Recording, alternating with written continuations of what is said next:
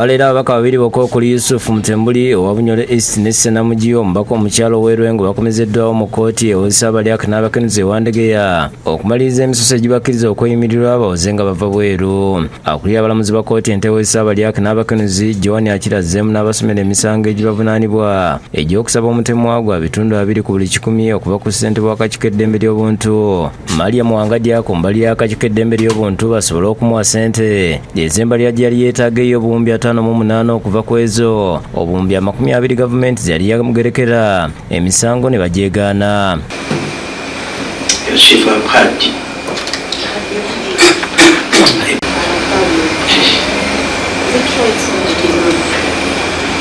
Wano omuwabi wa gavumenti Jonathan Mwaganya wategereza nti okunoonyeza kuwedde era ng'omusango ogenda kutandika okuweesebwa mu kkooti enkulu. We have instructions to commit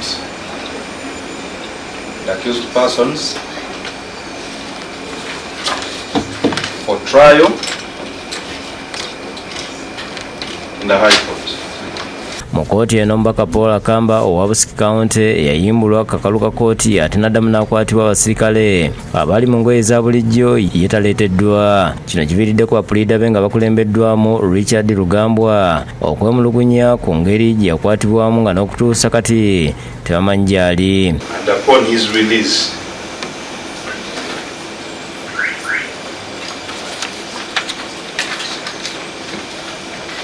was abducted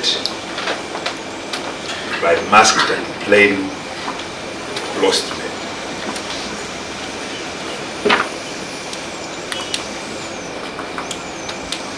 For lack of a better word, goons, because we do not know who they were. His whereabouts are unknown. Bo bannamateeka babiri okuli Caleb Mwesigwa ne Ntombireki Kandabe basabye kkooti eyimbula abantu baabwe kuba ebyabasabibwa ku Lwokutaano babadde babireese. We shouldn't proceed in an ambush way.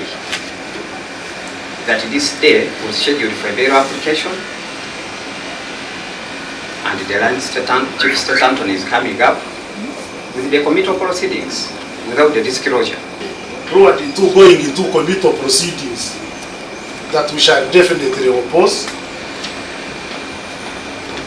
will be allowed to first deal with the bail application for which this adjournment was made. Wano omulamuzi akira asoose kusalawo nti omubaka Akamba aleetebwe nga 21 omwezi guno baddemu okumusomera emisango. Omulamuzi era ategeeza nti engeri okunoonyeza ku misango bwe kuwedde Mutembuli ne Namugi basindikiddwa mu kkooti enkulu batandike okuwoza.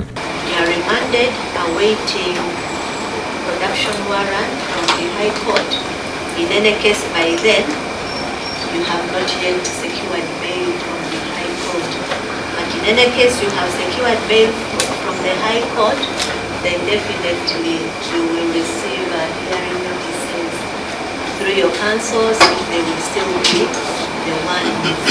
Kino kinyogozza abawagizi baabwe n'emikwano abadde bazze mu kkooti nga balina essuubi ery'okubayimbula.